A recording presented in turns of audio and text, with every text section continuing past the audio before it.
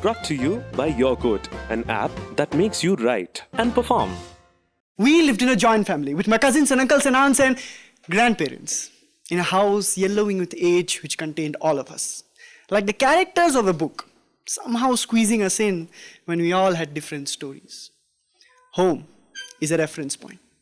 In a Cartesian plane whose origins are not 0, 0. We shifted to the city now. We became an urban family. The only thing urban about us was that I went to an English medium school, training my tongue to speak in a language which will help me tell my story so that the people outside home understand me when my parents still struggle to. Home is a reference point. You can always find it with the breadcrumbs you leave. We lived in a rented house, carried rented dreams.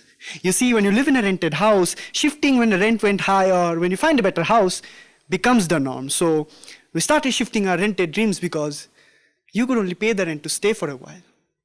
You couldn't call it your own. Home is a reference point.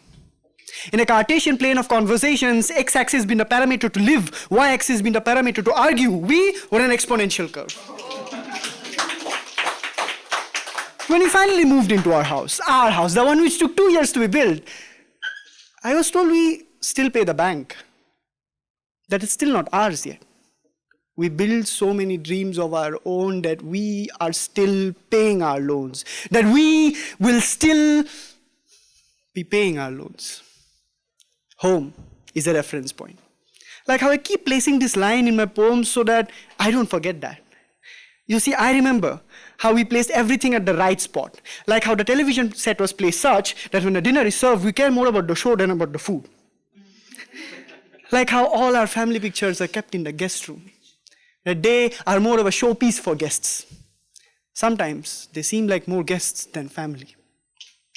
Like how all our insecurities are bundled up into hospital bills and loan statements, hidden beneath a huge stack of books we never read.